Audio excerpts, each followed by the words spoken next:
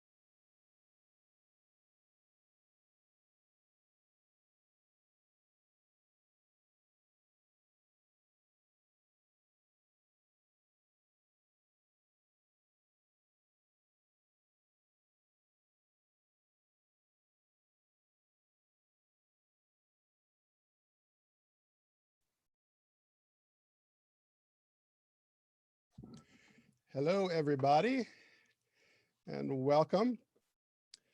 So we're going to take a moment just to kind of center ourselves before we formally begin. So if you will find yourself in a comfortable position and close your eyes.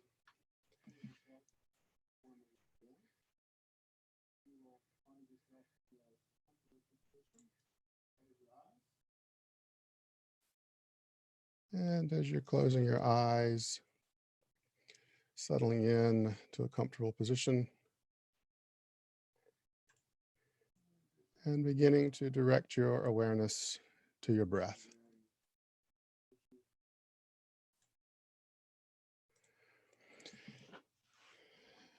Allowing the breath to come in through the nose, inhaling down into the belly, expanding open, allowing it to expand like a wave up into the chest.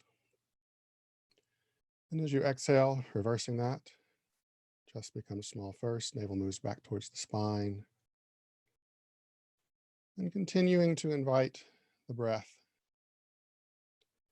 First, connecting to the mechanics of the breath, ensuring that the inhalation is expanding down into the belly and into the chest. And once the mechanics are in place, then inviting the breath to become slower, fuller, and deeper.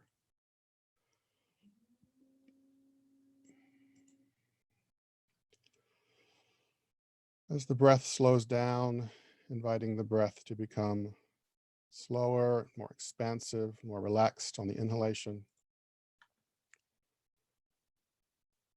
and longer and smoother on the exhalation. And continuing to invite the breath to slow down. And as you do, becoming more and more present to the sensations of the body,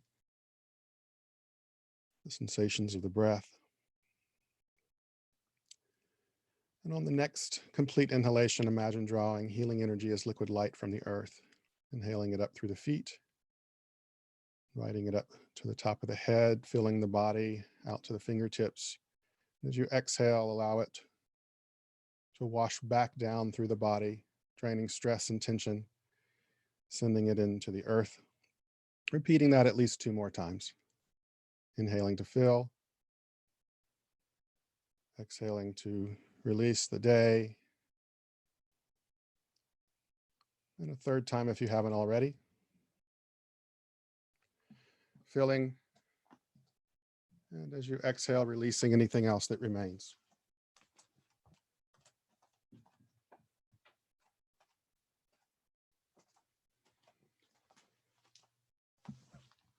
And then continuing to draw the healing breath into the body this time as you feel the body, allowing it to remain. Each inhalation drawing additional energy, allowing it to fill and bathe the cells.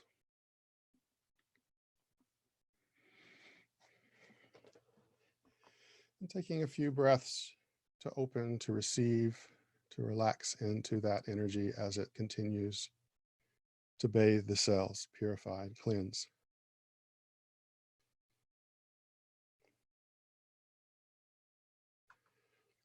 And taking a few additional breaths, beginning to bring your awareness back into your body even more fully if you need to. Inviting a sense of grounding and being present in the body. And then when you're ready, opening your eyes, coming back into the room.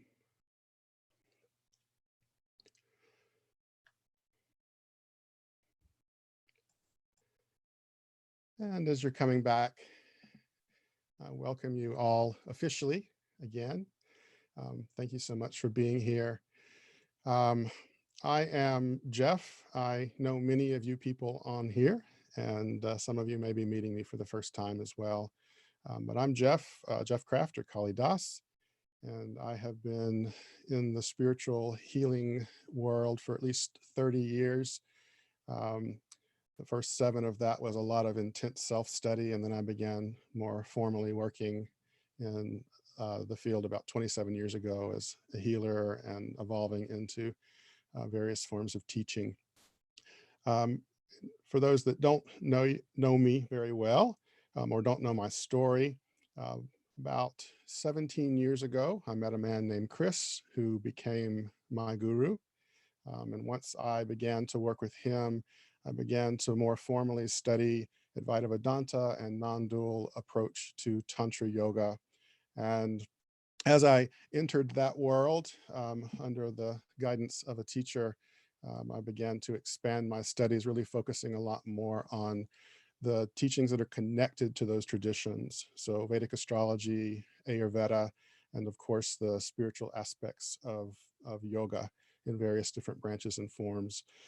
And about 2007, he began to encourage me to start teaching, which I was interested in doing, but I appreciated his blessing, and he coached me a lot and taught me lots of things as I stepped more fully into this role. And so that's sort of a short background of me. So today, of course, we are doing the Returning to Your Spiritual Center webinar and workshop here. And so just as a general understanding of what to expect, what we're going to be doing with our time, the first thing that we're going to go over is we're going to discuss some of the nature and stress from the fear from the perspective of Tantra and some of the biological perspectives, kind of get grounded in understanding what we're doing and why we're doing it. And then as the last part of our time, I will be outlining 2 practices that can help you create a more practical perspective on fear and anxiety in your life. And then we'll be finishing up with a tantric meditation practice. So we'll be offering that as a spiritual practice that can help you handle fear and stress, which also helps to deepen your spiritual practice. So that is the general course that we are going to be taking. And as we're entering this process, we are, at least for some of you, potentially introducing a different perspective and a different way of looking at yourself and at the experience of what stress or fear may be creating for you. And so there is a relatively famous quote from Einstein, I'm pretty sure, that I'll paraphrase it, may not be exact, but I'll paraphrase, which is that you are not able to solve a problem from the same level of the mind that has created the problem. And so part of the intention of what we're trying to do is to learn how can we begin to create a different perspective on the challenges that we're having in life. Um, we often think of ourselves as being humans and being in human terms, and we associate ourselves with human problems. But Tantra and spirituality invite us to begin to look at and experience ourselves from a different perspective. So with that Einstein idea of not being able to solve the problem at the same level that it's been created, we're wanting to learn in Tantra and yogic practice and spiritual practice, how can we step up to a higher perspective that allows us to see the challenges that we're having from a different perspective, that allows us to have an opportunity to be able to shift the way that we see it so that we can solve it from that different perspective instead of just being stuck in the human version of it or the version that we are currently stuck in. So in the case of Tantra yoga, that higher perspective is connected to creating a higher level of consciousness. And so if we think about this of like, if you are experiencing a problem on the ground, say you're in the forest and there's a forest fire, you're having a very specific experience of that. There is imminent potential danger in that moment. But if you are in a helicopter and you're looking down on that, you can see the danger there, but you are not yourself actually in danger. You're aware of it. You can more rationally decide, like, how can I solve this problem? I can see where I need to maybe put some water and call in some firemen and various different things. So you get to have a different perspective on it. And so what we're wanting to do, in a sense, with all of the work that we're going to be doing today is inviting you some different tools so that you can gain different perspectives on it at different levels. So one of the first understandings that we want to talk about, which is intrinsic to the understanding of Tantra as a spiritual path, is to really understand the definition of who we are, what we are. As I mentioned earlier, most of us have imagined ourselves to be humans and having a human experience. But Tantra invites us to consider that we are really spirit having a human experience. And beyond that, the understanding and the identification of ourself is beyond what most of us, at least in the past, have imagined ourselves to be. Because as a human, we think of ourselves as being, a Jeff or a Richard or a Chris or a Tabitha or, any of these named identities. And we begin to imagine that we are the person that's living in the world, experiencing the things that are unfolding in the world. And we become identified with the story of our life. We begin to think of ourselves as being the guy who's bald and has a beard and is 47 years old and has been to India. We begin to think of ourselves in those terms. And according to Tantra, that becomes a really limited understanding. Now, those labels that I just defined for this Jeff, they are technically true in this world and in this story, but there is also a bigger picture beyond that where there's a part of me that is not Jeff. And there's a part of you that's not Tabitha or Chris or Richard or whatever your name may be. And so learning to walk in both of those worlds is part of what we're inviting in our tantric experience.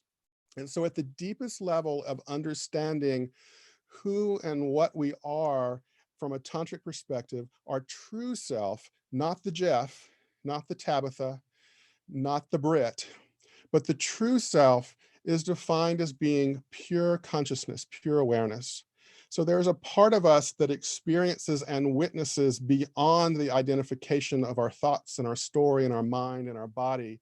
And that part of us is defined and said to be permanent. If you can imagine for a moment, the version of you that was 5 years old, the version of you that's 15 years old, and the version of you that's now, the storyline has changed probably fairly dramatically over those periods of time. What you were experiencing and who you thought you were in those times of your life, and including now, have changed. But there's a part of you that has remained unchanged, the part of you that has observed and watched the story. And without identifying with the story, that is defined as being the pure self or consciousness or awareness. We're going to be introducing a lot of thought or a lot of different concepts as part of what we're doing here today. And many of them will probably benefit from deeper exploration in future classes. But I want to give you kind of an outline and an understanding of where we're coming from with the logic that we're working with. So that is part of this. That's what's really important for us to understand, is that Tantra thinks of you as being awareness, which ultimately is formless. The form, of course, of Jeff or Chris or Cindy or whoever it is part of what we're watching, what we're witnessing, what's rising in our awareness. But it's really the awareness of consciousness that remains ourselves. And so to whatever extent you can kind of hold that in your mind and in your awareness, I just encourage you just to be open and curious about it. How, it may not completely click yet, and that's okay. But just hold that in your awareness. So we're also going to look at some different models for how fear and anxiety manifest. Some of them may be familiar to you, and then some of the more yogic related aspects of things might be potentially new to you, depending upon how much study you've been doing. And then we'll also look at some different models, some different perspectives for how to address those problems based upon what it is that we're experiencing. So the first thing that we want to do is really to understand how what we're doing fits into a spiritual practice. So as humans, of course, we experience challenges. That is part of the nature of the experience of our life in our world. And I want to first open with the understanding of returning to your center and how returning to your center feeds into building a strong spiritual practice for yourself. Because one of the things that commonly happens is we experience challenges in life and we go to attend to those challenges that we're experiencing, but that prevents us from coming back to connect to our spiritual center. So I want to open with a few metaphors of explaining like why we're thinking about it this way and what we're really trying to accomplish. So two metaphors that I find really helpful of the importance of actually having our spiritual center, which ultimately means strengthening our spiritual practice and strengthening our identification with our true self as being that aspect of awareness, which is beyond the experience of the thoughts and the story of our lives. So in Buddhism, there is a metaphor that's commonly used that life is like a wheel. And so if you can think of the spokes of the wheel moving, on the outer edges of the wheel, there is a lot of movement. There's a lot of rotation and intensity and can even feel chaos. So in our lives, when we find ourselves amidst the chaos of the world and we're feeling overwhelmed, it's said to be like our life, our awareness, our experience is like that outer edge of the wheel. And it just feels really intense and there's a lot of movement. But if we can find our way into the center of the hub of the wheel, there's relative stability there. We can stay there. There's not a lot of things throwing us around. There's no centrifugal force that's moving us. And in that stability, we're able to witness, we're able to look into the outer movements of the wheel in the metaphor, or the outer movements of what's happening in our life from a very much stronger, centered and peaceful place. There's also a metaphor that's used in Christianity, and I don't know the verse that it comes from, but it was a teaching from Jesus, and I'm pretty sure the New Testament. And he uses a metaphor that talks about our spiritual center being like a house, and how we should really learn how to strengthen the foundation and the structure of our house. The idea being that if the house is strong, then if a storm comes, then you can be inside the house and you'll be safe in the storm. You can weather the storm. And once the storm's over, you'll still feel safe and centered. If the house is weak, however, the storm is going to destroy that house. And then you're going to get the effects of the storm directly because there's nothing else to shelter you or to keep you safe. In this metaphor, the house is our spiritual practice. And the stronger our practice is, the more easily we're protected from the storms of life, because we learn to bring ourselves into a spiritual sense of center and allow ourselves to be peaceful and calm no matter what the chaos of life is. While, of course, still, this is not a bypassing kind of experience. We're still needing and wanting to be able to take practical action, but we can take practical action from a place of peace much more easily than when we're scattered and fearful and experiencing anxiety. So these metaphors are a good insight into why there's really even importance in what it is that we're trying to do. And so one of the mindsets that we want to be able to set up here, and one of the most important mindsets for challenges and chaos, and of course, this is true of anything. I also want to say that, there's a global crisis that we're experiencing now, but we also have personal challenges and personal crises where we're experiencing, for instance, even just conflict with a friend or a family member or a partner, or we're having troubles with our boss or struggling with work or various different things. Like, there are all kinds of things that have the potential to throw us off center. So this is not just about a huge crisis, but it is about anything that might direct our attention towards feelings of fear or worry or anxiety or stress. And so the number one mindset that we want to understand as we're moving into this is that we can deepen our spiritual practice through the very challenges and fears and anxiety that we're experiencing. That we want to understand at a certain level that challenge, fear, anxiety, all these things that arise that have the potential to throw us off center are actually opportunities for our growth. That being off center and being in an experience of fear or anxiety is actually an invitation to learn how to strengthen our center. And then strengthening the center and connecting to your true self becomes a primary goal of spiritual path. So our spiritual center allows us to weather the storms and chaos of life. Even when we get knocked off center, it becomes a home base that we can return to. And that's, again, why we want to keep coming back to the practice. Because yes, we're still going to have moments in our daily life where we're going to feel challenged or stressed, or maybe get a little off track or off center by the metaphor. But the more we learn how to recenter ourselves, the more easily we're able to come back to it. And the harder it is to throw us off center, the more of the storm we can actually weather, the more of the chaos of life we can actually remain peaceful within. And so this is a big part of what we're wanting to understand through this process as well. So the next thing that we're going to want to discuss is just some of the different theories or models of how we might experience fear and anxiety and how we experience our psychological self.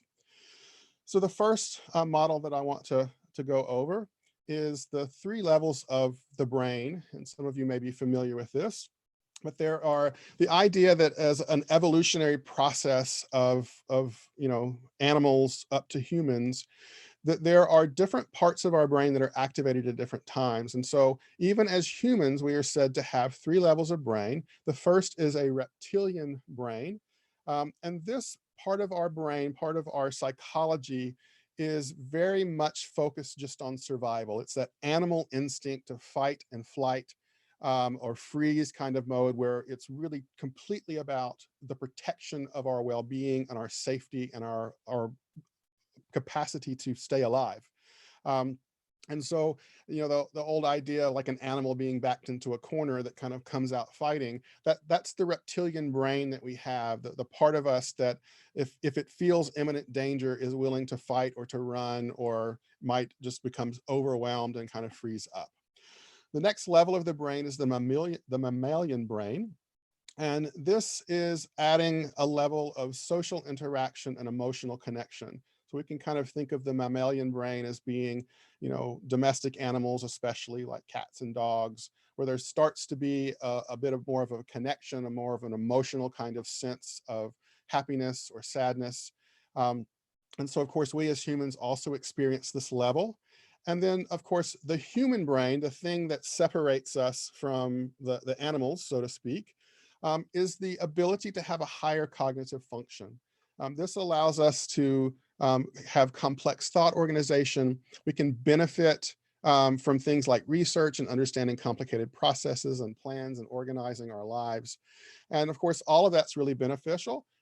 Most of the things that we experience in the world in terms of, architecture and food combinations and travel and machinery, all of that happens because of that higher level of the human brain, the higher cognitive functions. So obviously it is a real boon to the experiences that we have. But one of the challenges that it can potentially have is that we can also create complicated processes that take us in the wrong way. We can start to create complicated stories that justify or deepen our fear. We can actually talk ourselves into being afraid of something without realizing it, when there might not even particularly be any kind of justifiable reason for it. So we want to bring that up. And a lot of the fear and the anxiety that we experience actually is triggered through the process of the reptilian brain, the part of us that is still kind of connected to that just raw sense of the need for survival. So a lot of the experiences that we have are kind of built into that reptilian brain, and we'll talk more about some of the developments of that as well. Now, in traditional psychology, there are considered to be three levels of consciousness that are primarily talked about. In this center here, psychological states: the conscious mind, the subconscious mind, and the unconscious mind. The tantric and yogic philosophies actually add what's referred to commonly as even just a fourth state. So the waking mind, the waking experience, is connected to the conscious mind. And in energetic anatomy in yogic traditions, this is associated with the gross or the dense or the physical body. The subconscious mind is connected to a state of dreaming in yogic philosophy, and it is connected to an energetic structure of the subtle body. And there also is deep sleep as a third state in the tantric traditions, which is connected to the unconscious mind and the causal body in the energetic structure. And then to those states, they add a fourth, which is referred to as turiya. Now, turiya is the foundational experience of that awareness that I was talking about earlier. The true self that you are as pure consciousness exists at the level of turiya. And so when we get to the fourth state, we kind of move our awareness beyond all of these things, where we are consciously aware of even the unconscious, of even the experience of deep sleep, of even the experience of dreaming, and still know ourselves as being that witness and that space of awareness that it's being experienced within. So consciousness itself, we can think of as being like the tip of the iceberg. You can imagine an iceberg with just the tip kind of floating out of the water. And it's what you're currently aware of at a basic level. The subconscious mind is just below the surface of awareness. It's something that can be accessed with general self-reflection. So as an example, let's say you're having an experience where you get upset with a friend. And so the action is that you're upset. But if you stop, that's the waking experience, that's the conscious experience. But if you stop and reflect on it, you might be able to kind of go a little bit below the surface of your normal waking experience and realize that you got upset because you were feeling that you were being ignored, or that maybe you were jealous that they were giving their attention to someone else. So you can kind of see that there was this sort of subconscious kind of motivation to the activity that you took. So that becomes the distinction between the conscious mind and the subconscious mind. And so the subconscious mind is just below the surface of the water, if it's the iceberg analogy. And then the unconscious mind is deep below the surface, and it's out of reach of awareness. And so we're not able to actually access it really easily unless we start doing things like meditation and other practices that allow us to go deeper and deeper into these states of consciousness. So this is part of the experience that we're having. And the Tantra then, of course, adds Turiya, or the fourth state, which is us reconnecting back to our true self, or our state of pure consciousness. So the subconscious and the unconscious experiences are actually where a lot of the major patterns, the major motivations that we experience as humans that drive our experience and our reactions. And in the subconscious and the unconscious especially, it actually occurs at all of the levels, but subconscious and unconscious levels especially is where what in tantric philosophy we refer to as karma or samskaras, which translated over into psychotherapeutic language mean basically like the conditioned patterns, the experiences that we had in childhood. Tantra would argue the experiences that we might have had also in past lives, but that based upon our past experiences, we have a particular expectation of how safe something is, how nice or good something is. and we react to the world based upon those experiences of those past conditioning. So then we behave in the moment based upon what we've experienced in the past. The idea of karma is oftentimes thought about as being, if I do good things happen to me. If I do bad things happen to me. There is an artificial layer of kind of punishment and reward or sin that's built into that way of thinking. Karma is actually very neutral. It's a universal law of cause and effect. And in the same way that gravity is not trying to punish anybody when you fall down, karma is not trying to punish anybody by what it does. It's just bringing about the experiences based upon the energetic residue of things that you've experienced in the past. So karma, the term karma translates as action, and the term samskara translates as seeds, and they have a direct connection. The samskaras are the seeds of karma, and they can in some sense be used a little bit interchangeably, even though there's a technical definition between the two of those things. So I'll also introduce Maslow's hierarchy of needs in comparison with the 4 goals of life. So Maslow, of course, had his own theory, and this is the general idea of what he presented as being the needs that humans have. The 4 goals of life come from tantric philosophy, and I'll explain those in a moment. So Maslow's hierarchy of needs, starting at the most basic at the bottom of the table here, are the physiological needs, which is just the fact that we need food, water, and shelter and clothing.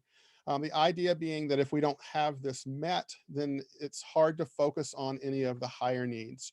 And so there's a little bit of a hierarchy of like, as we're able to meet a particular need, then we can more safely and easily start to focus on the one that's above. So once our food, water, shelter, and clothing needs are met, then we can also focus a little more on safety, their personal security, having a job, making sure that our health is being well maintained. And these needs are based upon the body or just basic needs, which you'll see in the need type column. The next need above that is a sense of belongingness and love. So this is now starting to move more into a psychological need of friendship, intimacy, family, connection. And then the need of esteem is the feeling of being respected, of having self-esteem, of status and recognition. This is also primarily a psychological need. And then the highest need on Maslow's hierarchy is what he refers to as self-actualization. And so this is the desire to become the most that one can be. And this type of need is one of self-fulfillment. Now, the tantric goals of life, there are 4 of them.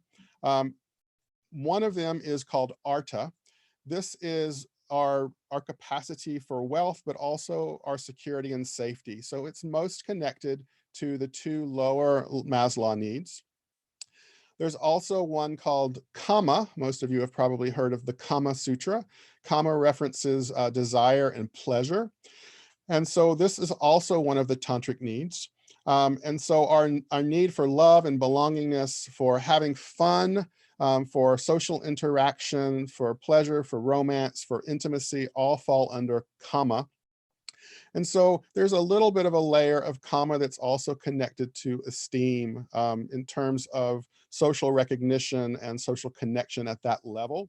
But it also starts to cross over into one of the 3rd goals of life, which is called Dharma.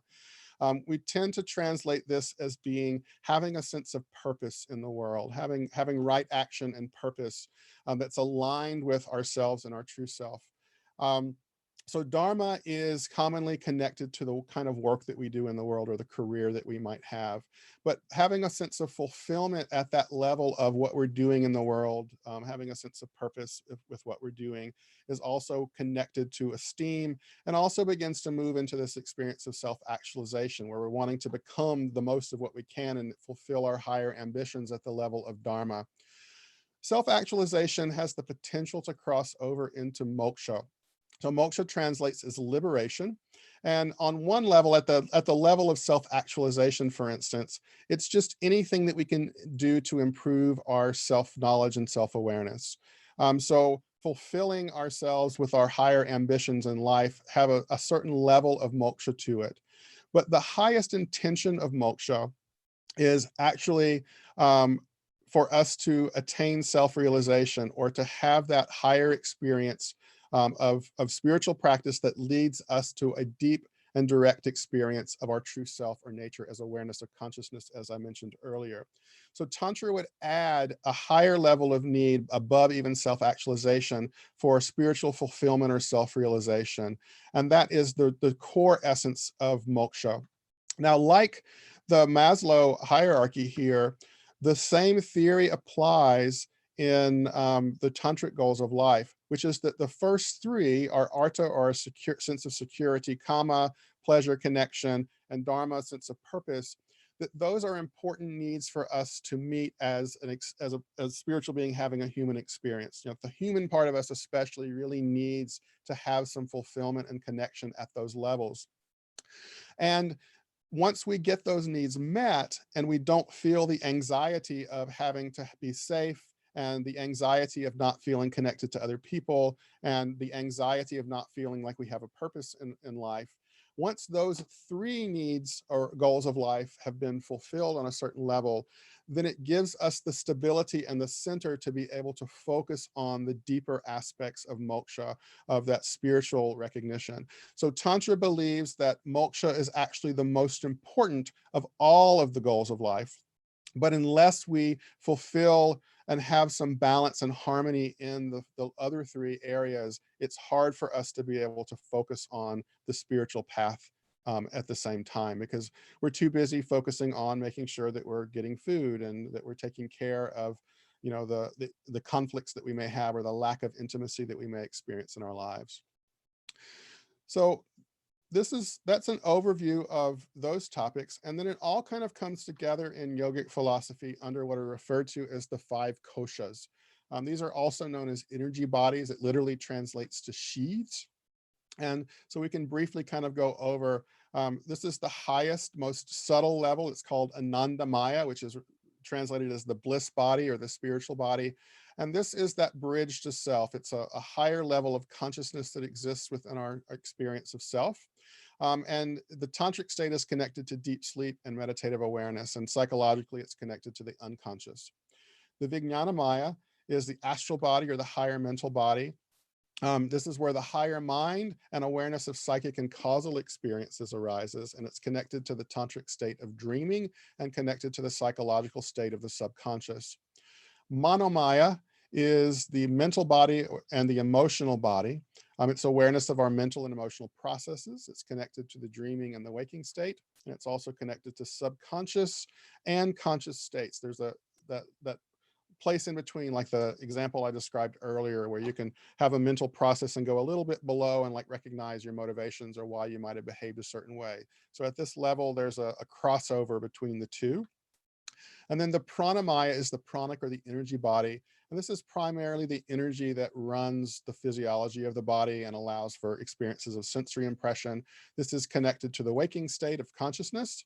And then the annamaya is literally translates as the food body, but it's the physical body. And so awareness of the body is what's happening here. And this, of course, is also waking and conscious kind of state. So this is an overview of the processes and the anatomy that we're looking at. And so what we want to understand from this place, with all of these pieces coming together, is that Tantra, and psychology also would kind of agree with this, that Tantra teaches us that a lot of the survival instincts that we have, the reasons that we get angry, the reasons that we fight and defend ourselves, the reason that we panic, the reasons that we have fear and worry and anxiety and stress, a lot of those experiences are actually arising from survival instincts in our reptilian brain. And oftentimes they are created by past traumas and karmic conditioning, as I mentioned earlier. And one of the things that we also want to clarify here, because of course we've heard a lot more about trauma awareness in the last 5 or 10 years with PTSD and soldiers coming back from war, sexual abuse, rape, those kinds of things. Those, of course, are intensely horrific experiences that people might have. But one of the things that we want to understand is that there also is a process of what we could think of as kind of micro traumas. That we actually can experience different levels of trauma in very subtle ways without even realizing it. And some of them, when we start to look at them, may even seem consciously silly to us. So if you can imagine, for instance, there's a young child that is very much in need of wanting to connect to a parent, very much needing love, very much needing support, and asks for a cookie and gets screamed at and told they can't have that cookie, go to your room, stop bothering me, et cetera, et cetera.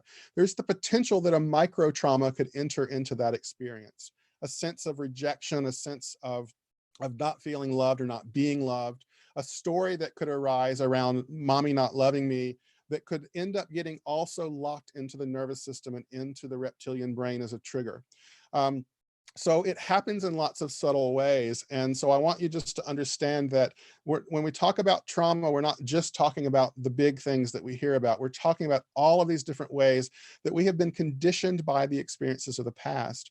And so those experiences get locked into our nervous system, into our energetic system, and we begin to interact with the world based upon those experiences. Because once the trauma enters, even if it's something as what seems to be simple as being rejected for wanting a cookie, then what happens is, as we go into the world, anything that references the original wounded experience, we start to react from the traumatized place as if it's happening now, from the unconscious part of ourselves. But we think of ourselves, of course, as living in the moment, in the experience. And so we think that whatever's happening is the cause, but it's actually being triggered from the old wound that we have.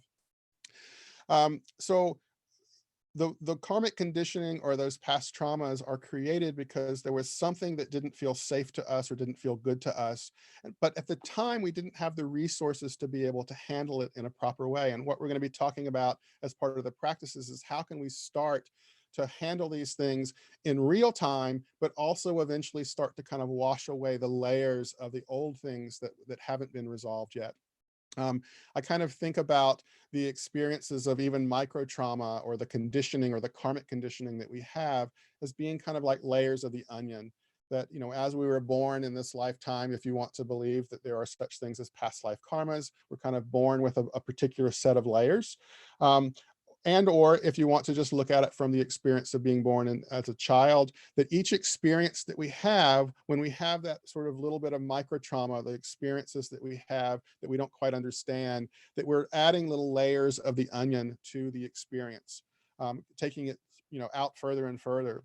And so as we begin doing a process of spiritual transformation and spiritual awakening, which is what Tantra invites us to do, we necessarily have to go back and start removing those layers of the onion.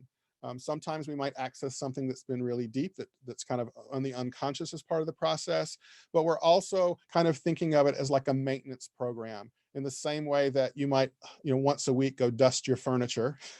With a tantric practice, you might think of it as like once a day, you're kind of dusting off your energy field.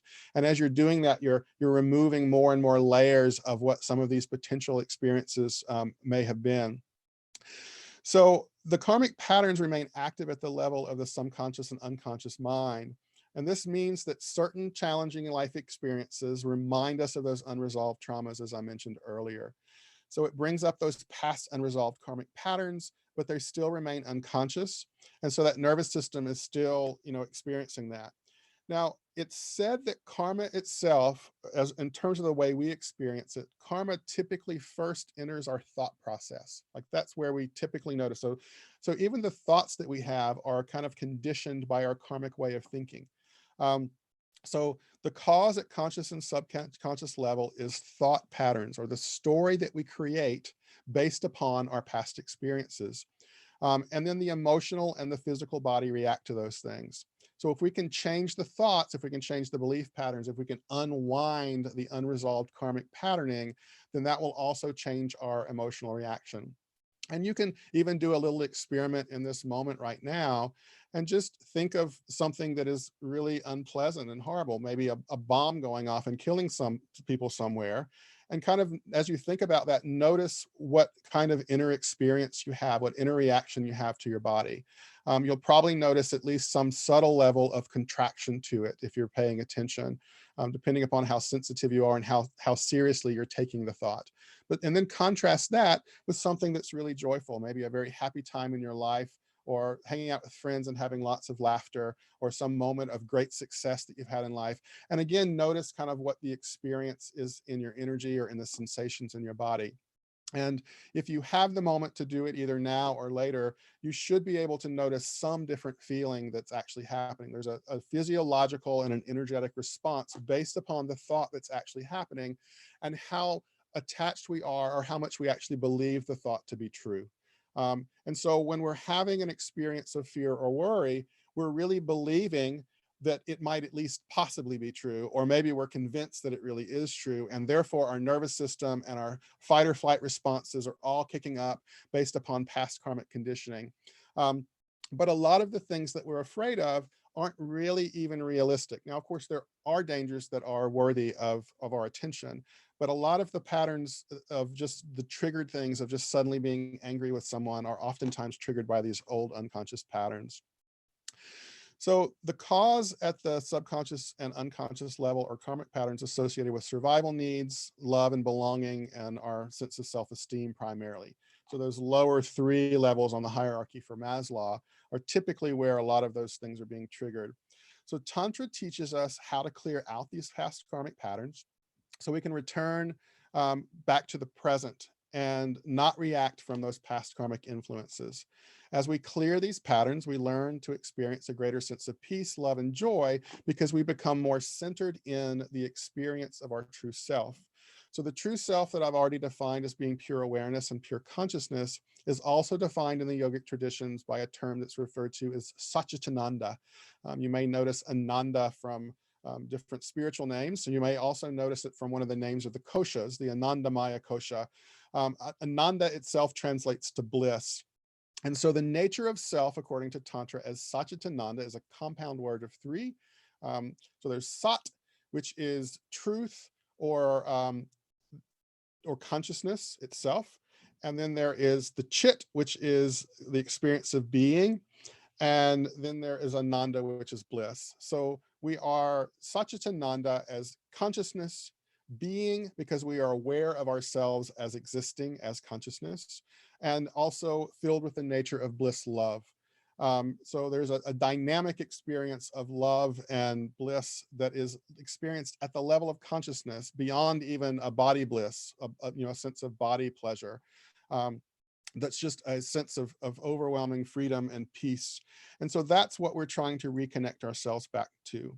So we do this by strengthening our connection to our true self. So a lot of the practices in Tantra are how can we become more present to, more aware, because part of our conditioning has been to think of ourselves as being an individual Jeff or an individual Cindy or Bill or whoever. And so we have to break the karmic pattern, the karmic habit of even thinking of ourselves as just being a human. The human experience still exists. And part of the tantric path is how do we integrate the joy of being human into the path of becoming free into our true self. That's what we're really trying to accomplish. And so as we're strengthening that connection to our true self, we're giving a higher perspective, like the helicopter. We're sort of taking ourselves up so that we can start to view the experiences that we've been having from a different level of consciousness.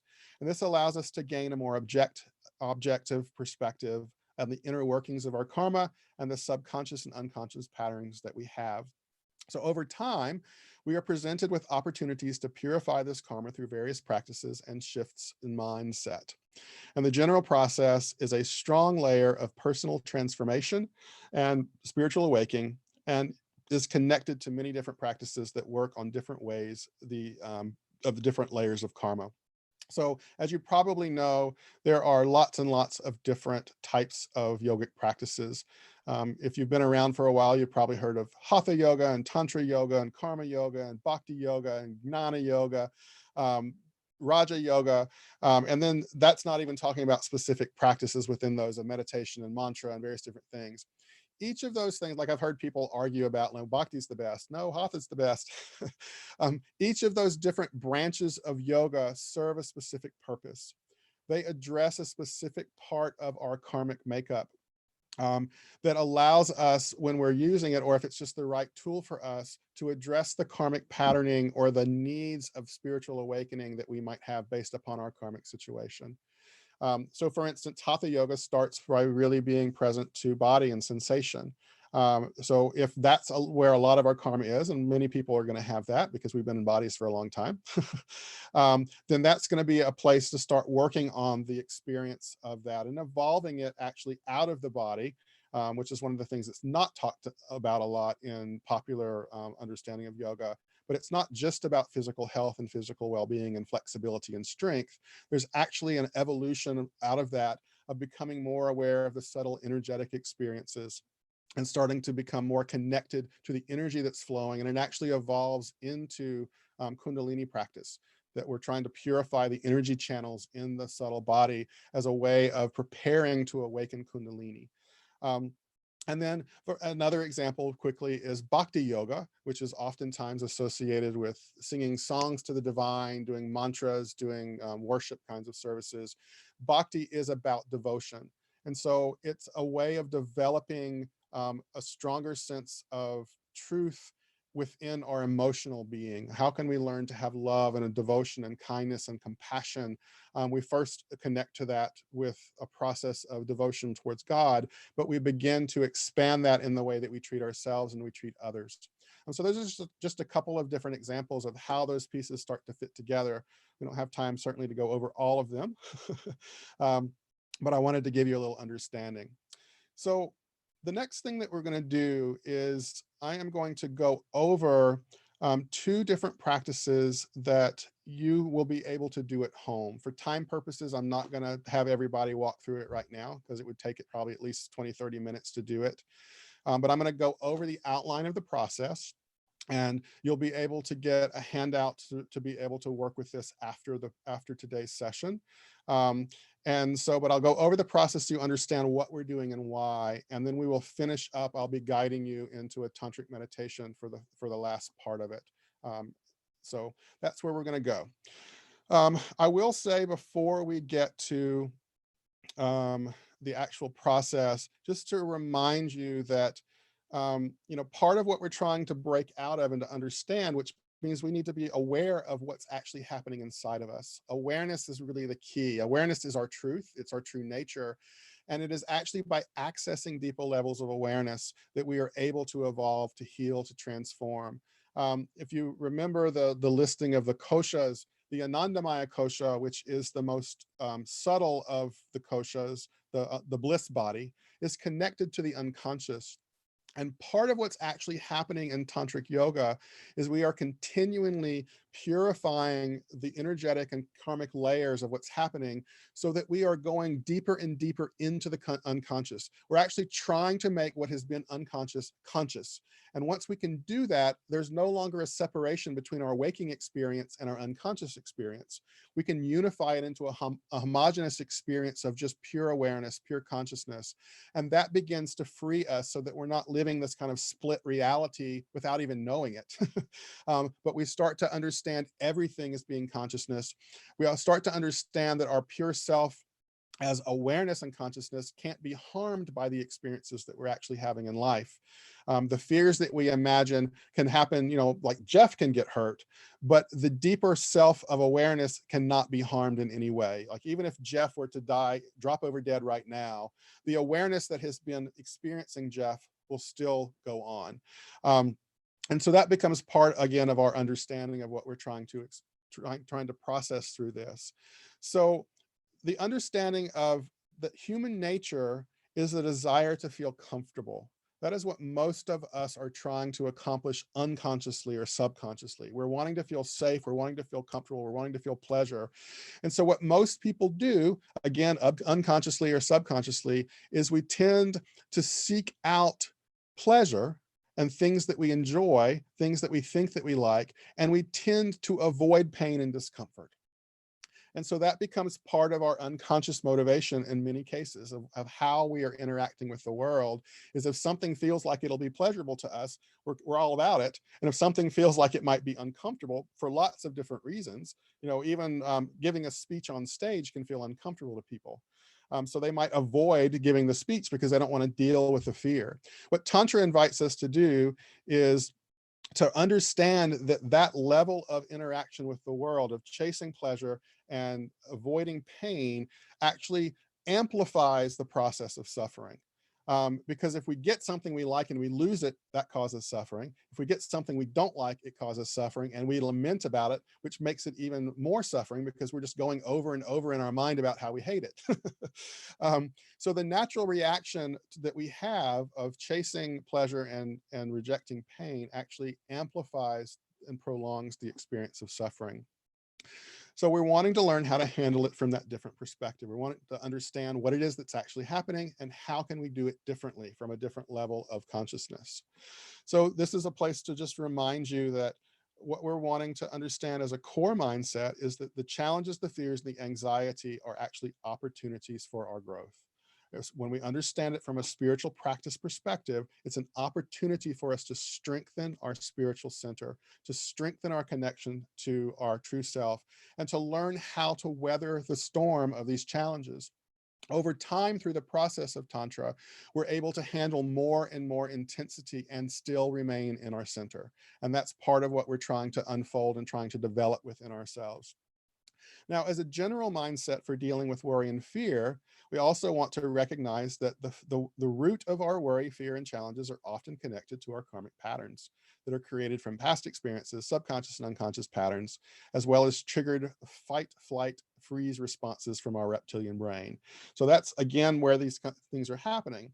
And so if we understand that there's this animalistic reptilian part of us that is commonly being triggered, it's also an invitation for us to step our awareness up into a higher level of cognition, getting first into our human mind so that we can actually have a little bit of rational understanding and analysis of what it is that we're experiencing instead of just being stuck in the triggered response from that reptilian experience. So that's one of the first things that we're wanting to be able to do. I also want to mention on practical level that there are other ways that our fear and our worry and our emotional states are affected. And so just recognizing and remembering that there are basic needs that we need to have met. This is not about trying to bypass the fact that we need good food and healthy water and all these other kind of things. Those things actually still have to be in place. So that Maslow little list, like those things are important to us. The goals of life are still important. We want to make sure that we're taking care of those things. So finding ways to connect to other people is one of the things that is encouraged for general health and well-being. Exercise is also helpful. Going for walks, going to the gym when we're able to go. Finding different ways to move and to let the body move. There are also energetic connections to that in terms of just keeping energy flowing in the body and like the Hatha yoga, for instance, of kind of opening up the energy channel. So the more we get activity in our lives, the more that actually helps. And the flow of that energy that comes from that process also makes it less likely that we will be triggered by some of the different layers of energy that arise for us. I'll also mention, many of you may have heard of the branch of science in the yogic traditions called Ayurveda. It is the naturopathic medical system of the Indian traditions. And it goes beyond even just simple exercise and begins to analyze different ways of harmonizing the energetic flow of what are referred to as the doshas in the system, of learning how to balance and harmonize the body so that we're able to have a more balanced experience of first physiology, but then that starts to translate into having a stronger mind as well. So it's one of the ways that we can support ourselves. And some of these things will be things that we'll talk about in future classes as well. And then, of course, just managing our mental and emotional well-being. So fear and stress and other motivations are often driven by those past karmic patterns. We're wanting to access a higher perspective or a higher consciousness and ultimately connect to that higher self. And the core cause of a lot of our emotional distress is the thoughts and stories that arise from the karmic patterning that we have. The anticipation of something happening bad in the future is often where our fear comes from. And there's no necessarily even a proof that something bad really will happen. It's just the anticipation that something will happen. So I'm going to walk you through the two practices. And hopefully, even as we're looking at it, even though you're not necessarily going to have time to sit down with it right now, that you can start kind of stirring your mind of how the process might unfold and maybe some of the different layers come up and get a little clarity on it. So let's look at these. So practice number one is managing your thoughts of worry and fear. So this exercise usually takes about 20 minutes for most people. The general idea is that most of us tend to allow our minds to worry about many things in our life. The reality, though, is that we actually have little to no power or control over many of the things we worry about. Much of our suffering comes from an illusion of control. If we can't actually do something to change our situation, the act of worrying won't change anything either. Um, but that worry takes up energy and mental space, which creates unnecessary stress, anxiety, fear, wasted time, and energy. It also creates energetic residue in the energy bodies, which dulls awareness and creates further challenges with being clear and present. So getting a clear and real perspective on our situation helps to bring a higher perspective of truth into awareness. By being willing to bring all your worries to the surface of awareness, you can clearly determine which of your worries or concerns deserves your attention and which may be beyond your control. If they are worth addressing and something that you can actually change, then you can determine helpful actions to handle them. If they are beyond your control, then you can mentally intend to accept that you have no control over it and let it go. And a lot of times when we're worrying, we get caught up in the story, we get caught up in the worry, and we're really kind of operating without realizing it. We're operating from that reptilian part of ourselves, and we're kind of living in that lower level of consciousness again without realizing it.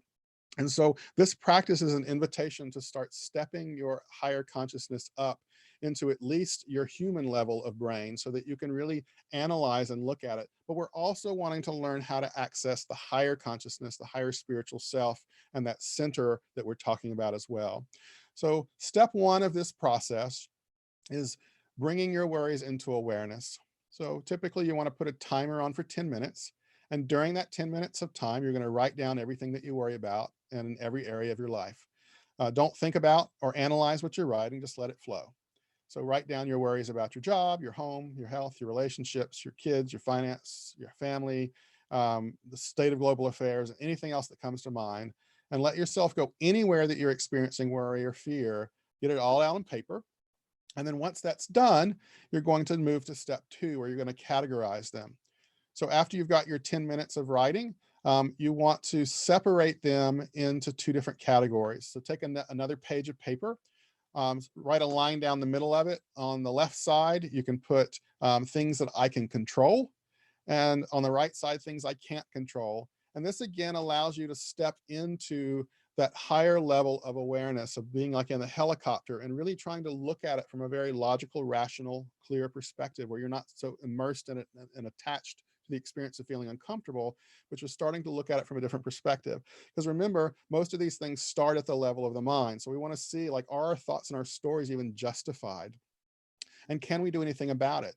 So for each of those worries that you've already written down, be honest about whether you can or can't control it, and then place the worry into the correct column. So for instance, if you're worried about your health, then you probably have some choice or control that you can make to address it. But if you're worried about global economy, you may not have any control over that. And so how much can you really, how much value is it really to spend time worrying about that thing that you can't control? Step three, now that you've got them categorized, is to let go of what you can't control. So once all the worries are in the proper category, then go through the things that are out of your control first. For each item on the list, read it, feel it, let yourself feel it in your body, like what's the reaction that you have to it. And then set the intention to let the worry go. Take a moment to peacefully acknowledge and accept you have no control, and thus it doesn't serve you to worry about it, and intend to release it from your mental and emotional space. You may even visualize releasing it into the earth, or sending it into fire in front of you, or something like that. And the tantric practice that we're going to do at the end also will help you strengthen your capacity to work with this. Step four is determining practical action for what you can control. So now you want to look at the list of things that you can control. Put them in order from the most important to the least important, based upon how much impact they have on your life, your personal goals, and your quality of life. If there are any that seem unimportant, even if you can control them technically, you can also choose to let them go, because maybe they're not important enough for you to even spend time on. Once you've prioritized the list, then select the top one or two things and determine if they are important enough for you to take a specific action to address them. Create a realistic, practical next step for one or two items. The understanding here is that even if you have things you can control, not everything is actually going to be as important as the next. So what are the one or two things that really are most important, that are actually going to impact your life in a strong way?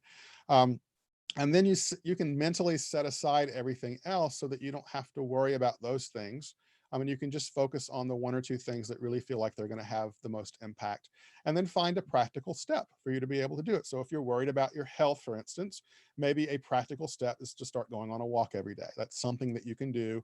And you are now feeling the recognition for what you can control, what you can impact, and letting the other pieces out of your mind so that you are no longer allowing your energy, your thoughts to dwell on something that you really don't have control over.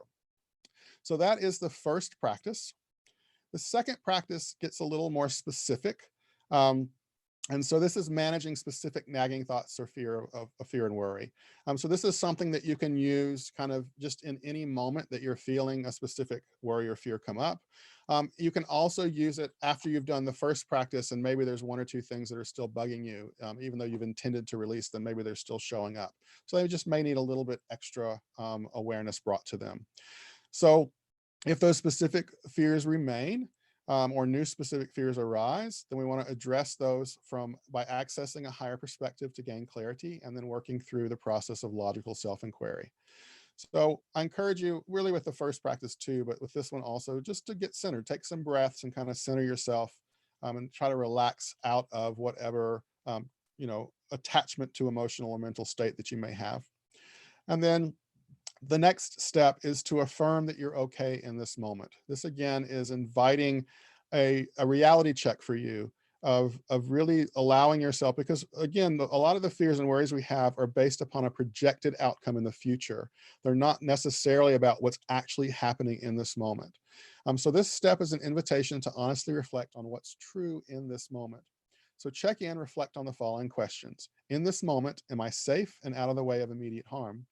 And allow yourself to feel the truth of that answer. In this moment, do I have food, shelter, clothing, etc.? Again, feel the truth of that answer. In this moment, do I have family or friends I can reach out to? Feel the truth of that. And then based upon past experience, realistically, is it also likely that you're going to have these things tomorrow? And again, feel the truth of that answer. For most of us on this call, all of these things are going to be yes, that that we do have these things in place, and we are going to be okay tomorrow too. And so letting ourselves live in the moment with that truth rather than living in the fear of a projected unknown future is part of, again, being present and pulling yourself back to center. Now, of course, if there are any no's, if there are any of these things that are not true, then you may need to also take practical action and determine what you need to do to remedy the situation and get your basic needs met. But if it's yes, then you want to just allow yourself to relax into that truth. Now, the second step is going to assess the specific fear or worry to discover a deeper truth. So we want to begin to inquire into the nature of the specific worry or fear itself. So we want to reflect on these questions. So first is, what is the specific fear or worry that I'm having? The second is, what story am I telling myself about it? What are you continuing to repeat about your projected future that's keeping this worry alive inside of you? And then the next question, again, just trying to be realistic. Can you know for sure that this story or outcome will even happen? In a lot of cases, you have no way of knowing what's actually going to happen. So again, this is pointing to something that you might be out of your control, and therefore maybe you shouldn't be spending as much attention worrying about it, unless of course you can do something practical about it. Now, fourth question is, what is the worst thing that could happen if this fear came true? A lot of times we don't stop to think about why we're afraid of something. We just react to the fear. So what's the worst thing that could happen to this fear? And commonly when we look at this, we realize that the worst thing that could happen isn't actually as bad as just the fear of having the fear. And the next thing is, once we've assessed what that worst thing could be, then if that occurs, would you still be okay? Like, even if the worst thing that happened, like if your fear is, for instance, that you're going to lose your job, you know, the worst thing that could happen is you lose your job. Would you still be okay? You know, you might have savings, you might be able to get a new job. You know, there are ways that you could potentially be okay. And this is, again, just sort of assessing what the truth of the situation is. What is the ideal or best outcome for this situation? We're so focused on the fear that we have a tendency to not think about the possibility that things could actually go okay too. So this is just bringing it back into your awareness of, like, let's look at the big picture here. There are multiple possible outcomes here. What if things actually go well? What if the ideal or the best outcome happens? And so now we have the worst thing that could happen, we have the best thing that could happen. And then this question here is, being realistic, what's the most likely outcome? It's possible that there's something kind of in the middle of what you fear and what's the best case scenario, that wouldn't nearly be as bad as what you fear, and might even be closer to the best outcome. So again, sort of bringing it down in a practical, rational perspective of what's the most realistic thing that might happen. Um, and then finally asking, what, if any, control do you have over this situation? And again, like in the first exercise, if you truly have no control, then you need to find a way to make peace and accept what's happening, rather than struggling and fighting against it. If you do have some control, then you can take the practical steps to figure out what to do. And then the text after here is just reminding you of what each of these questions is serving, basically the things that I've already shared, but I'll let you read those over.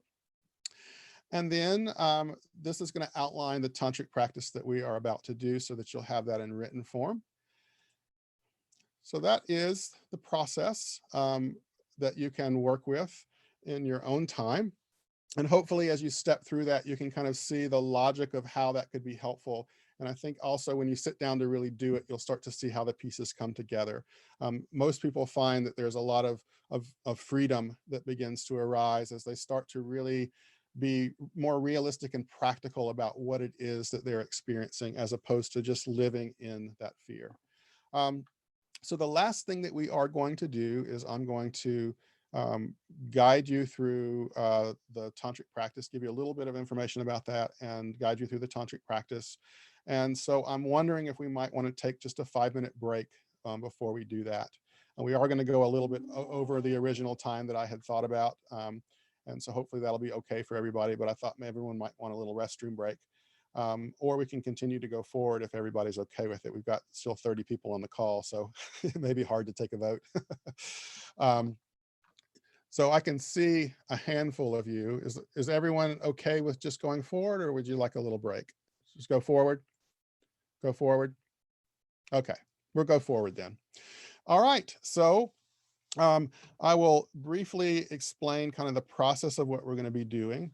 I mentioned the idea of Ayurveda earlier, and one of the principles in Ayurveda is something that's referred to as Agni. Agni is translated as being the digestive fire. And as part of the process of Ayurveda, one of the first things that we tend to do when we're working with someone's physical health is to ensure that their digestion and their digestive fire is in balance.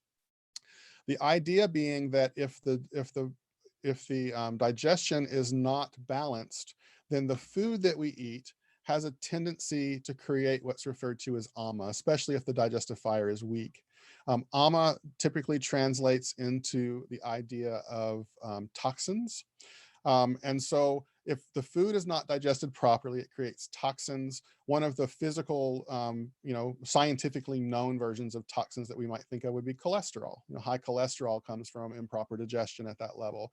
But there are other ways that different substances are not being digested properly. If it's not digested properly, we can't truly absorb the nutrition of the food.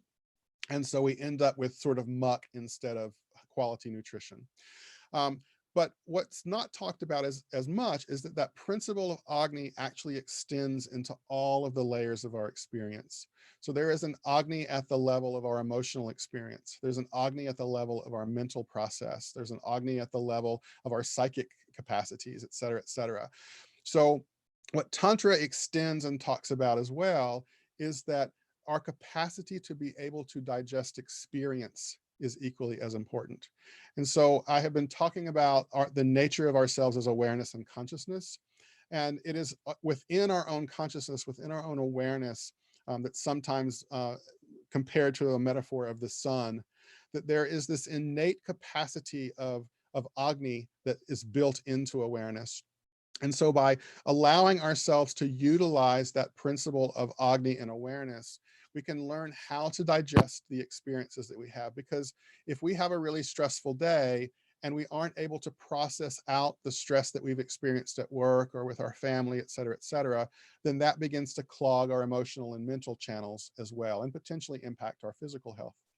And so, as I was talking about earlier of the layers of the onion, if we're not digesting our day, our experience, then we're just kind of adding to that layer of the onion.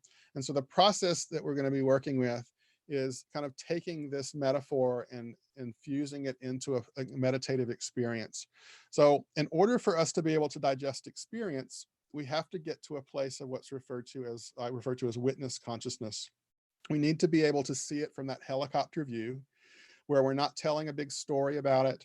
We're not afraid of it. We're not attached to it. We're just allowing ourselves to experience it as a thought, as an emotion, as a sensation in the body. And as we allow ourselves to be present to that, then the digestion process of awareness naturally comes into play.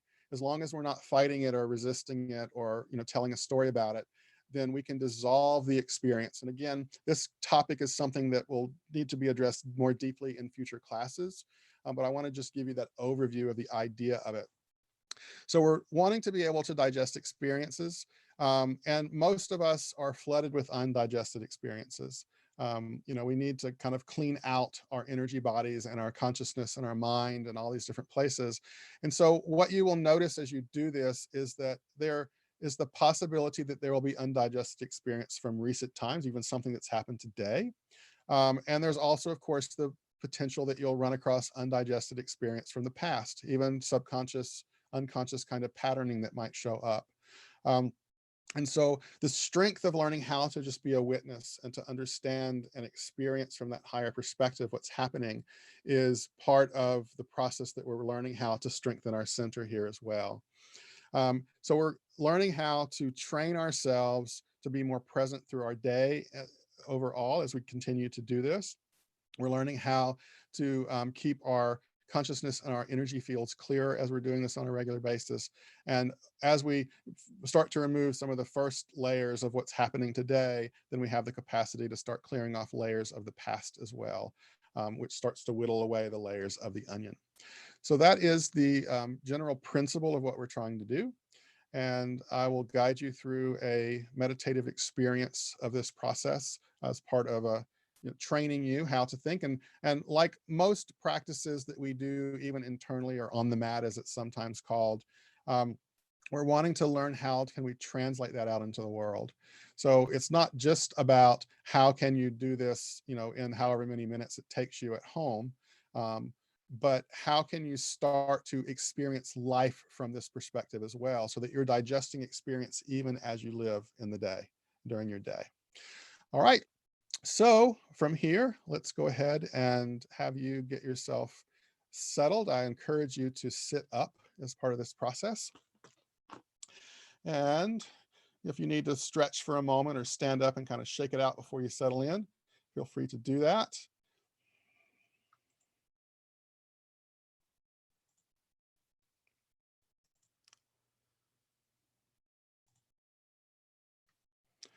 And someone accidentally shared their screen and I am trying to unshare it. All right. There we go. Okay. So settling in and getting comfortable and returning your awareness first to the breath. Noticing the breath, inviting the yogic breath in through the nose. Again, relaxing it down into the belly, opening into the chest. And as you exhale, reversing that. Chest becomes small, navel moves back towards the spine. Again, first connecting to the mechanics of the breath, ensuring that the belly relaxes open, on the inhalation, then it opens like a wave into the chest. And then you reverse the exhalation. Once the mechanics are in place, inviting the breath to become slower, fuller, and deeper. As the breath slows down, allowing the inhalations to be longer, more expansive, more open, more relaxed. The exhalations longer and smoother.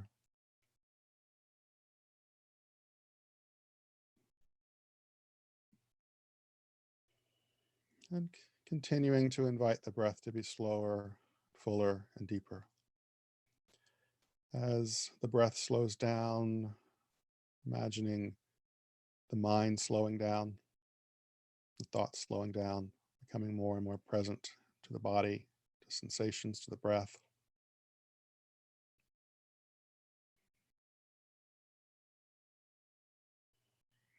And on the next inhalation, imagine drawing healing energy as liquid light from the earth. This time allowing it to flow up through the body, filling the body, and continuing to stream upwards out the top of the head as a column of light, sending it to some above place of your understanding. And as you continue the slow, deep breaths, also continue to imagine, to feel, to perceive the energy from the earth flowing up, bathing the cells. In Tantric philosophy, there is the idea of reunifying Shiva and Shakti, or balancing the duality of masculine and feminine back into unification. And so the earth energy can represent the Shakti, or the feminine principle. Inviting that Shakti or feminine energy from the earth to continue to flow up. Allow it to continue to flow, and also send your awareness to the above place. Inhale a separate column of light, the Shiva or masculine energy down, bringing it into the top of the head, allowing it to flow through the body, out the feet, and into the earth. Taking a few breaths to be present to this masculine energy. And then taking your awareness back to both energies at the same time. Noticing one flowing up, the other flowing down, and coming back to the metaphor of reunifying Shiva and Shakti. I invite you to invite these two energies to find their own natural unification, wholeness, and balance. Inviting and encouraging them to become one harmonized, unified energy.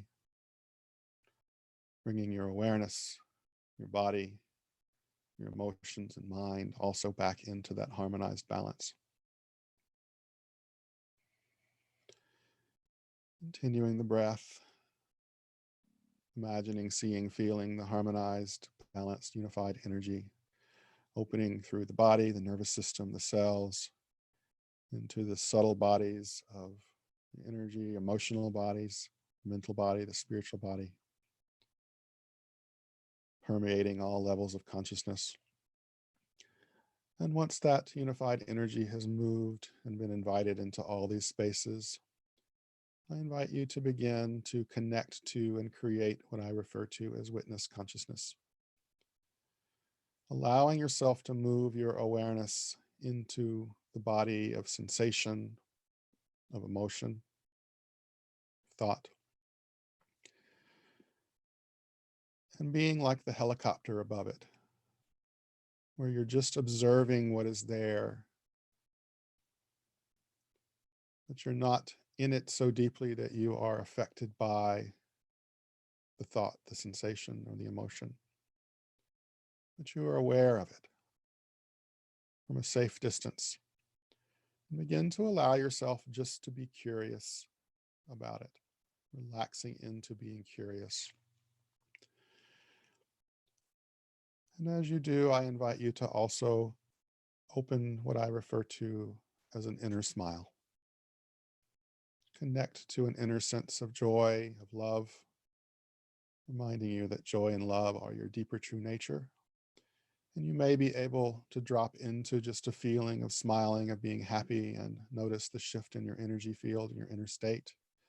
You may also, if you need to, connect to a past memory that was very joyful for you, But once you have created the experience of that joy, of that happiness, of that inner smile, let go of the memory and see if you can hold the experience itself.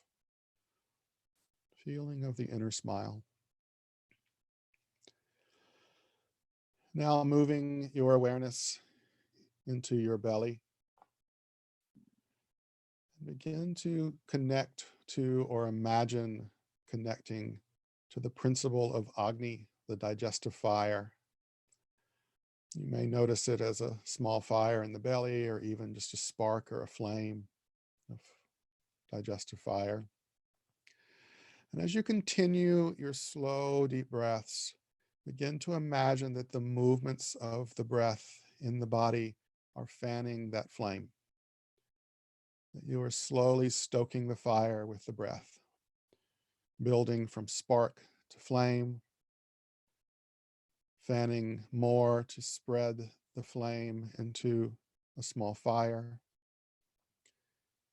and continuing to spread and fan the flame slowly so that the fire begins to open and move up and down and out through the body, spreading the fire into all of the cells slowly. A manageable, steady, slow burn. And as you continue to fan it, to move it with the breath, to spread the fire into the cells, the nervous system, begin to expand the fire out into the emotional body, the mental body, and the spiritual body, connecting with the principle of Agni that dwells within your own consciousness, your own awareness. Fanning the flames. And allow the fire, the subtle fire of awareness, to continue to permeate all of the cells and all of the layers of your experience. And as it does, reconnect even more strongly to the experience of witnessing, moving your awareness into the body, and begin to witness and be curious about sensations. And I invite you from this perspective, if you wish, to gently call forth any places of worry or fear that you may be present to. And as they arise, allow yourself to stay as a witness, stay as a helicopter hovering above them, and be curious about the experience of sensation associated. Let go of the story of the fear or the worry and just be present to the sensation itself, present to the emotion itself. Try not to be attached to it. Let go of the story. And also, don't resist it. Let go of the resistance. Let go of the thinking or the belief that the uncomfortableness of it should be avoided. Just allow yourself to be curious and present. And as you're observing the sensations, the thoughts, the feelings, the emotions, letting go of story, begin to imagine and reflect on the sensations as being energy and vibration, as being vibrations of consciousness, and that there is an experience that you can observe, and there is also yourself as the observer, and that you as the observer hovering in the helicopter above are safe and separate from whatever it is these sensations are creating, that you are safe in your center even as you observe them. And as you continue to observe, now begin to imagine and allow that that inner fire begins to digest the sensation, dissolving it. And as it dissolves, reabsorb the nutrients of the experience as pure life force, as pure aliveness back into your consciousness, back into the flow of energy in the body and the nervous system, allowing it to dissolve. As you continue to witness, to invite the fire to digest it, If any of the energies that you are observing are not completely softening, not completely letting go, then you can imagine sending them as objects into the earth, or imagine moving them with your awareness out of your energy field, out of your body, and placing them into an external fire. Continuing to be present, to be curious. And once you have released or digested the first experience, then continue the process. Be curious.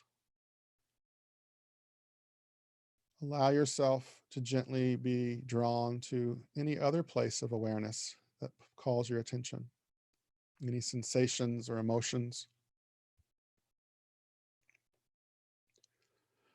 And again, be curious. Allow yourself to remain the witness, the curious witness, connected to an inner smile, an inner sense of peace, center, and joy. Observe it. Invite the inner fire to digest it, to burn it slowly, to dissolve it. See, feel, and imagine it go away, the sensation being released. And again, if you need a little extra intention behind it, you can imagine sending the sensation or the energy out the body and into the earth, or see, feel, and imagine it releasing from the body and going into a fire in front of you to be burned.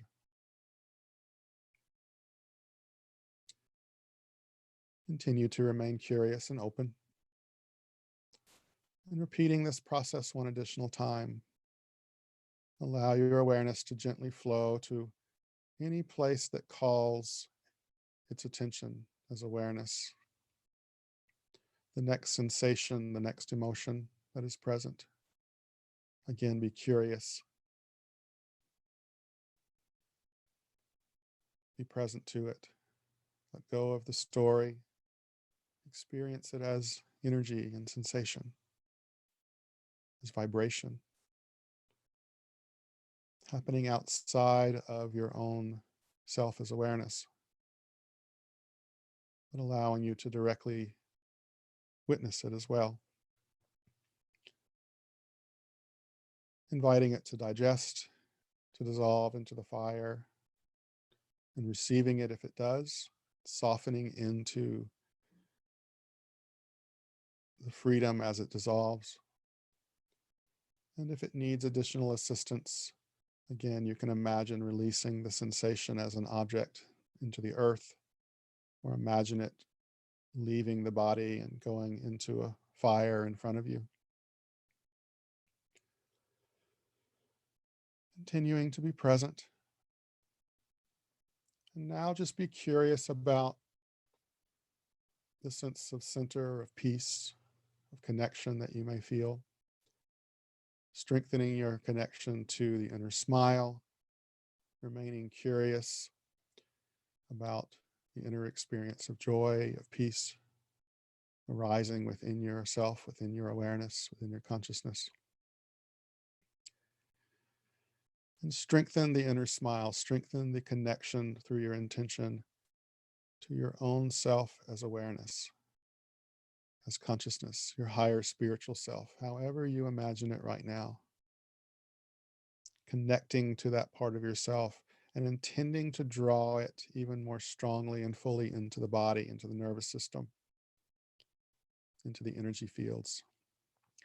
Imagine grounding it as it pulls into the body, feeling more and more connected into the earth, more and more flowing through you into the world. Your higher self, your true self, flowing through you into life, feeling the joy, the love, the aliveness of your own being, your own essence, your own capacity to be alive. And now take some final breaths with the intention of integrating this clearing and healing and digestive process. Invite or imagine the vibrations that have been created to anchor themselves more fully into the body, the cells.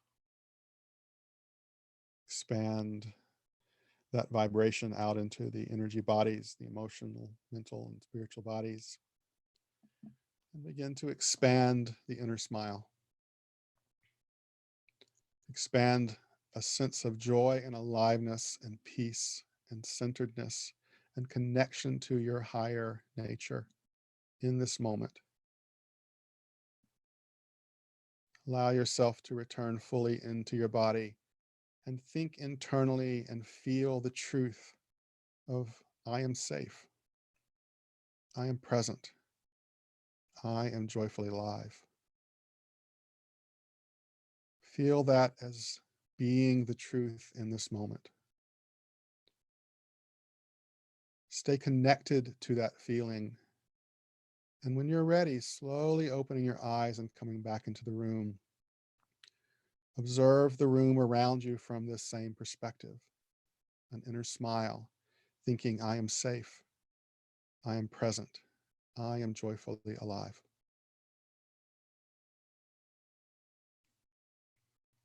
Namaste. Welcome back to the room. I will give anyone who wants to ask questions a moment to do that in a moment, but I want to finish up more formally first. So I invite you to, of course, continue to work with these practices. Um, the first practice of kind of outlining and getting your grid is something that you might come back to maybe once a week or once a month or something as you feel the need to. But the more you do it, the more you'll also get in the habit of seeing your life in a different way. Practice 2, of course, can be used for any specific thing that might arise that you feel the need. And then practice 3, a lot of the practices that we work with in Tantra, I kind of think of them metaphorically as being like training wheels. As I mentioned earlier, we want to learn how to translate the experience of what we're learning in a practice on the mat into something that we can carry with us into our daily lives. And so the more you start to experience that witnessing state and the idea of kind of digesting experience without resisting it and not telling stories about it, the more you'll also learn how to live in the world that way, which means you'll also collect less residue through your day and you'll be more effective at your dusting off of your energy field and your removing of your onion layers as you continue the practices. So the process begins to shift the way that you experience your own human experience. At first, you'll be digesting and processing whatever's showing up each day. And as time goes on, this skill will be expanded so that you can carry it into the world. Someone is asking, are we going to share the meditation so that they can continue on your own? Yes, there will be a way to get access to the meditation so that you'll be able to continue to work with it. So I thank you again for joining us. I'm very excited that so many of you showed up, and I want you to make sure that you stay connected to the places, however you found me. So whether it's Meetup or through my email list or through the Facebook group. If you're not a member of the Facebook group, I encourage you to join that. And there'll be some follow-up emails that I encourage you to look for that are going to give you links to how to watch the replay, how to download the handout, how to get access to the meditation, as well as other resources of like join the Facebook group, that kind of thing. And also be on the lookout. I intend to offer another webinar, a different class in about 2 weeks, same time. So 2 weeks from today, I plan to offer another one. And for anyone who may not already know, I also am in the process of developing an online community site. So it's going to be the Spiritual Awakening Accelerator community site. And my intention is to begin offering some early access opportunities for that in about 2 weeks as well. So some of you may already be on the wait list for that. If you are, then of course you'll continue to get updates. If you are not on the wait list to be part of that or to have an opportunity to join that when it becomes available, just go to the homepage of Atlanta School of Tantra Yoga.com, and you'll be able to see a way to sign up for that wait list. And again, look for the links. I'll discuss that again probably in 2 weeks when we do the webinar as well, but I just want to make sure that you have access to getting that information if you are interested in it. So that gives us an overview of where we are. Pay attention, of course, to all those resources, and join me on the Facebook group if you haven't already. And that will sort of officially conclude the time we have here. So I say namaste and thank you to everybody. Anyone that is ready or needing to go, I completely understand. But I also will hang around if anybody has any questions. So if you have a question, thank you for all the people who are giving feedback in the chat there. If you have a question, then I think there's a way to raise your hand, or you can just type in the chat box and let me know that you have a question. So I'm not sure if you can unmute yourself at this point or not. So if anyone has a question, let me know.